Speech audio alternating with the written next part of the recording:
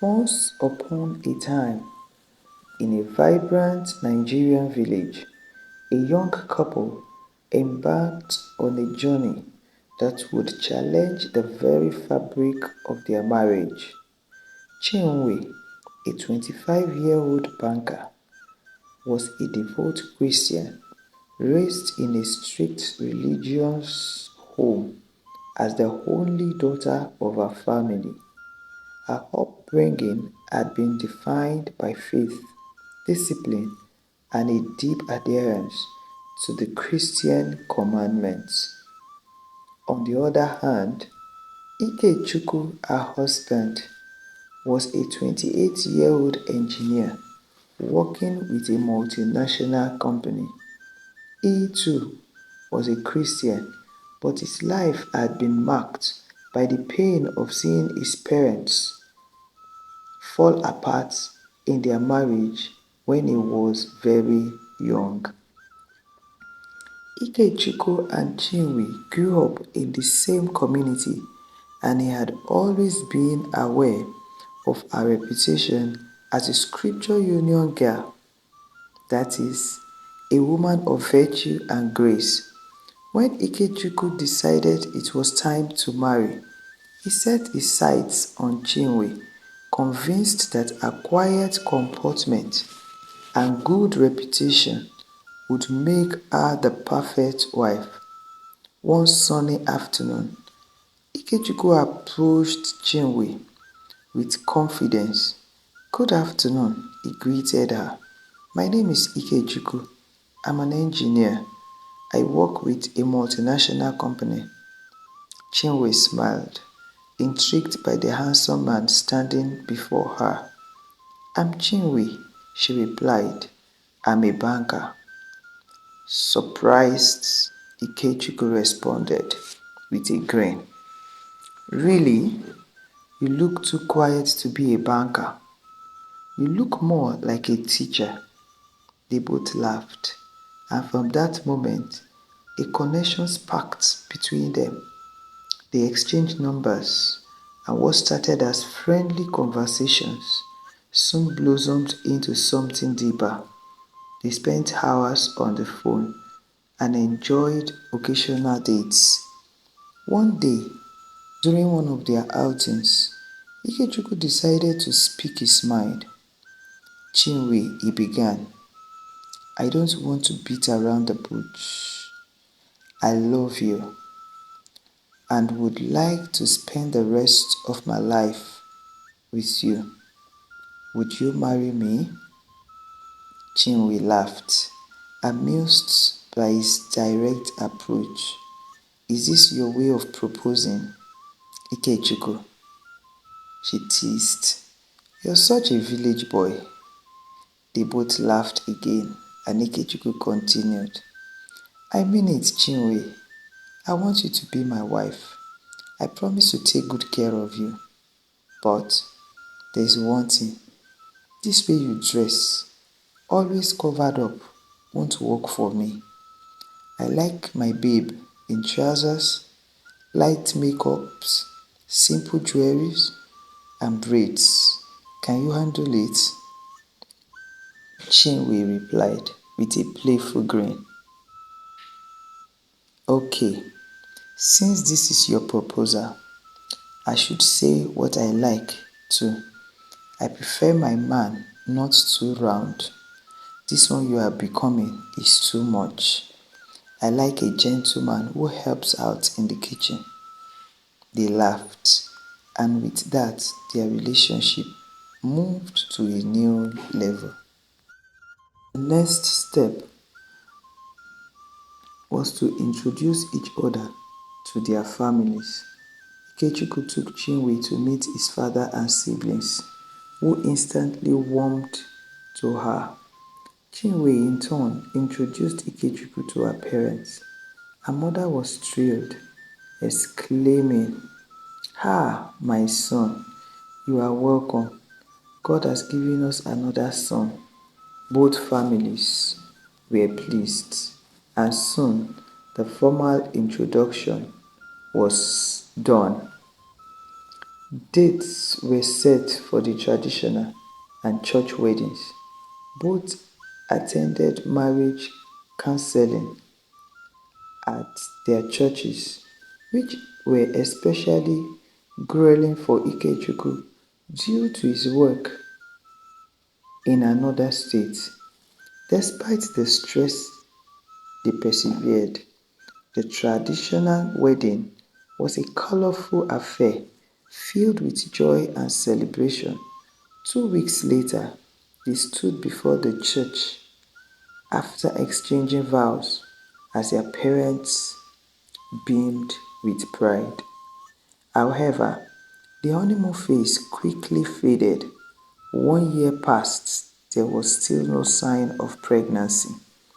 Ikechukwu remained calm, but Chinwe grew increasingly anxious.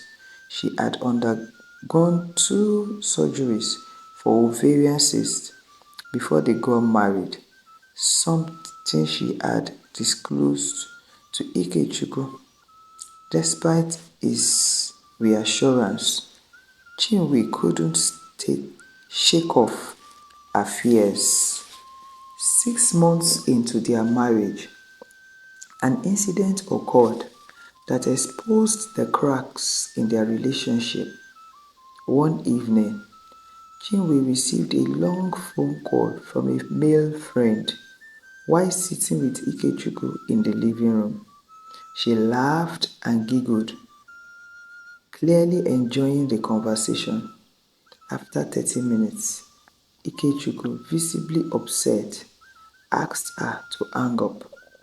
Chinwe ignored him, and Ikechukwu, in frustration, grabbed the phone and ended the call. What nonsense is this? He fumed. Who is that man? You're laughing like you're being tickled. Delete that number. I don't want to see you talking to him again. Chinwe was offended. Is that why you snatched my phone like that? You should have allowed me finish. I'm sorry if I was harsh, Ikechukwu replied. But you can't spend such a long time talking to another man, especially in front of me. He reminded her of how he had distanced himself from a female colleague at Chinwe's request. I did that because I respect our marriage. Now I'm asking you to do the same, he pleaded. Chinwe's response was sharp. You can't control me, and you cannot control who I talk to.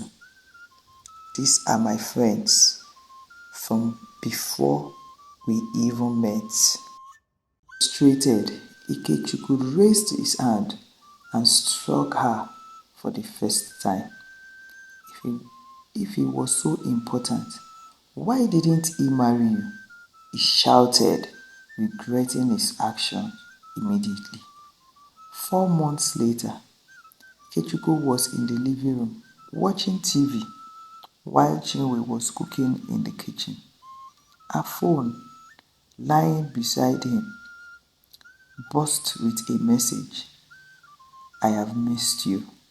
When will you come online? Love you always. Curious and suspicious, Ikechukwu opened the chat and read through the messages. To his horror, he found a number of texts from 10 months ago, just 3 days before their traditional wedding. One message stood out. Babe, you're so sweet. I'll really miss you. I love the way you gave it to me in different styles yesterday. As Ikechukwu continued to scroll, he discovered that Chinwe had been having intimate video calls with a man, even showing a naked body. Ikechukwu screamed her name, Chinwe! Chinwe rushed out of the kitchen. What is it? She asked. "What is this?" he demanded, waving her phone. "Didn't I ask you to delete this number? You slept with another man days before our wedding." He smashed her SIM card in anger. Chinwe, furious, shouted back, "Why did you break my SIM card?" Ikechukwu, overwhelmed by the betrayal, slapped her again. "I told you I don't want what happened between my parents to happen here. I don't want to raise my hand to you, but you keep provoking me." Ikechukwu broke down, crying as memories of his abusive childhood came flooding back. "I forgive you, Chinwe, but please stop," he begged. Despite his plea, Chinwe continued her secret liaisons. She bought a new SIM card, reconnected with her ex on Facebook, and resumed their illicit communication. Ikechukwu, sensing her deceit, decided to hack into her phone. Now, every message, chats, and calls Chinwe made was at his fingertips, even when he was at work. As years passed, their marriage remained childless, and Chinwe's health deteriorated with another large ovarian cyst. Ikechukwu spent a fortune on her medical bills, but Chinwe's behavior didn't change. The emotional toll began to affect Ikechukwu at work. He became irritable and prone to outbursts. One day, Chinwe met a lady from her childhood in the market, Tiwa by name. Tiwa, now married with 2 children, lived nearby, and their families became friends. Tiwa noticed Chinwe's troubles and inquired. Chinwe confided, "My husband beats me at every slight provocation." Shocked, Tiwa advised her to stop doing whatever provoked her husband and seek help if necessary. 2 months later, Chinwe visited Tiwa, crying, "My husband wants to kill me," she said, showing scratches on her neck. The woman suggested involving their husbands to resolve the issue, but Chinwe begged Tiwa to keep quiet.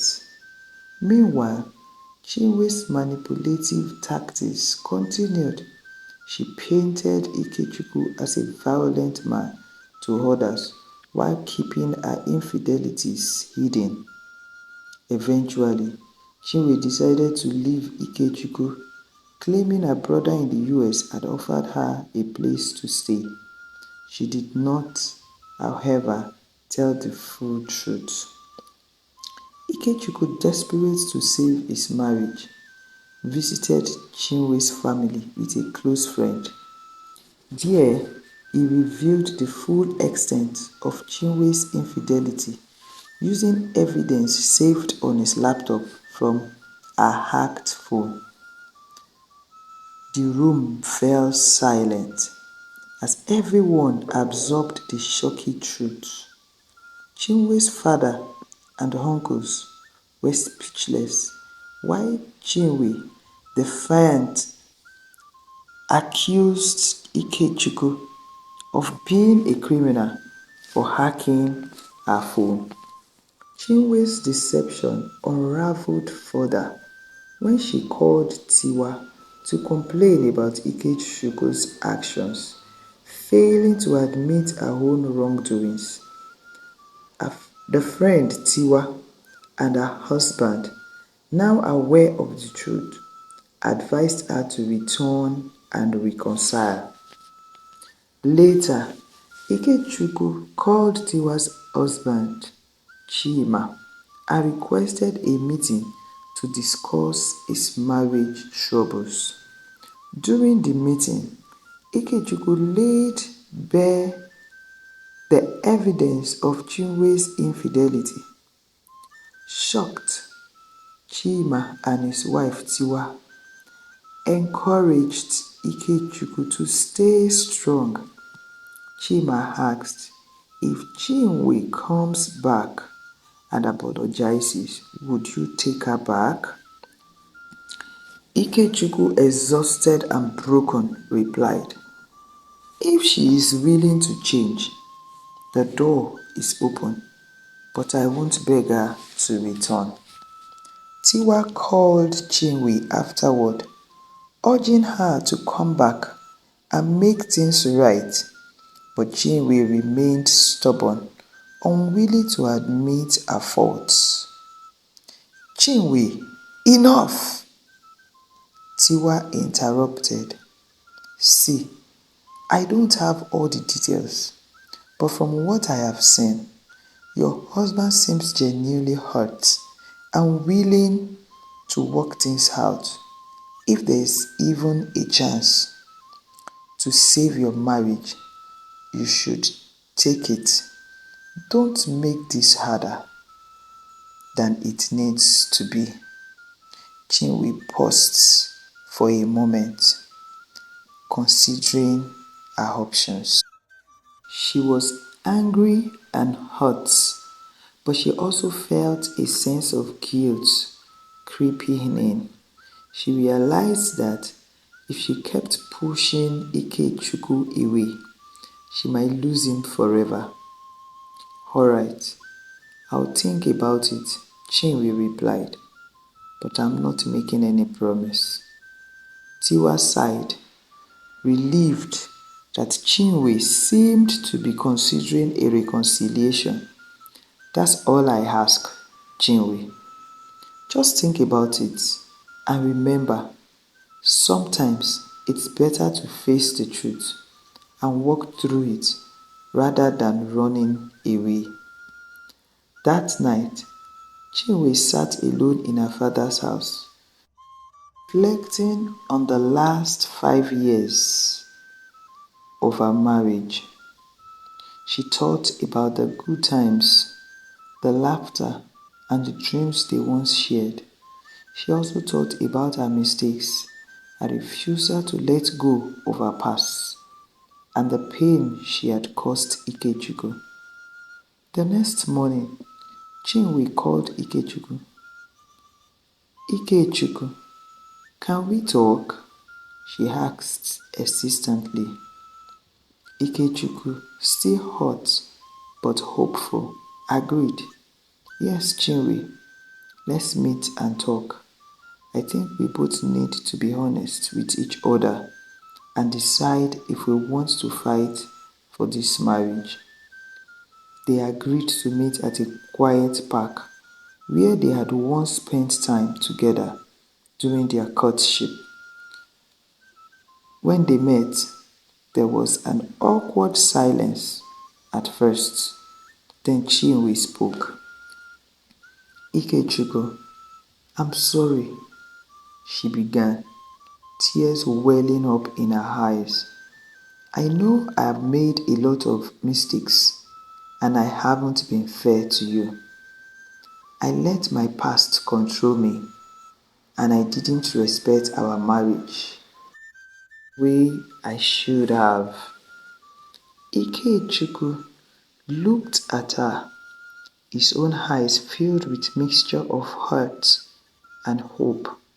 Chinwe, I love you, but I can't keep living like this.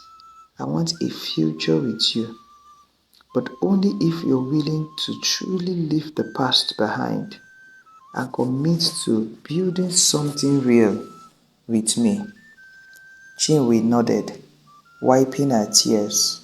I want that too, Ikechukwu. I'm willing to do whatever it takes to make things right. Ikechukwu took a deep breath and held her hand. Then, let's start over, Chinwe. Let's rebuild our trusts and our hope, one step at a time.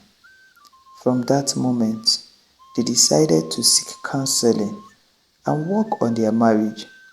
It wasn't easy. There, there were still moments of doubt, anger, and frustration, but they both knew they had to be fully committed if they were to make it work. Over time, they learned to communicate better, to forgive each other, and to build a stronger foundation for their future. The road ahead was still uncertain, but they were determined to walk it together, hand in hand, with faith, hope, and love guiding their way. We must note, communication is key. Open and honest communication is essential in any relationship, especially in marriage. Without it, misunderstandings, resentment, and distrust can easily grow. Forgiveness and redemption.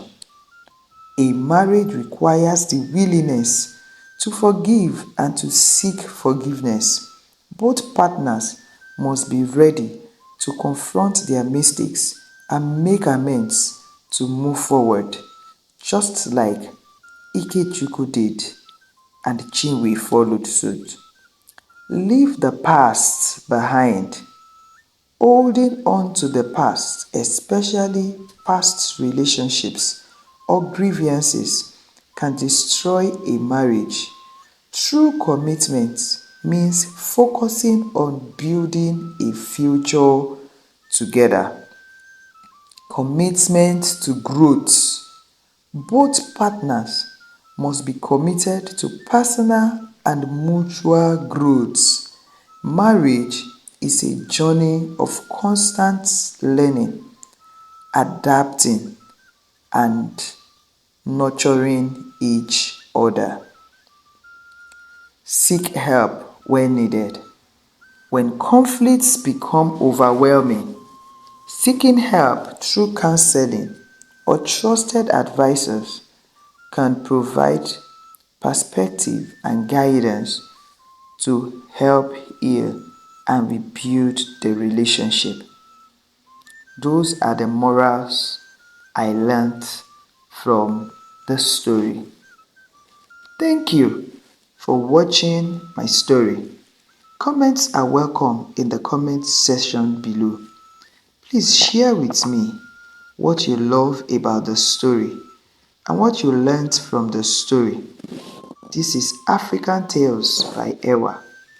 Please, if you haven't subscribed to my channel, kindly do so and share with your loved ones.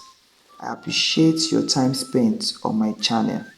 I do not take your support for granted until I come your way again with another interesting story. Bye for now.